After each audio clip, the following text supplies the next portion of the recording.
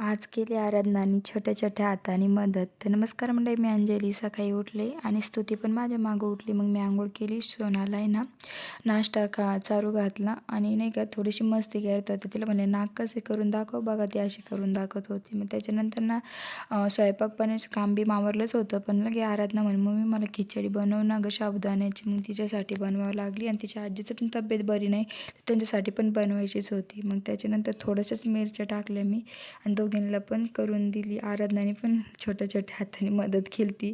मग तिच्या आजीला मी उठवलं, साबुदाण्याची खिचडी दिली आणि आराधनाने मी पण मस्त अशी खाल्ली. त्याच्यानंतर ना मस्त असं वातावरण झालं होतं बाहेर. मग शोना म्हणत होती मला, "चल बाहेर." मग चालले तिच्यासोबत. मग आंटीकडे गेले. शोना आहे ना एकटीच चालती कुठं पण बरं का. पायऱ्या पण असलं ना तर खाली तिच्या हातानेच उतरली.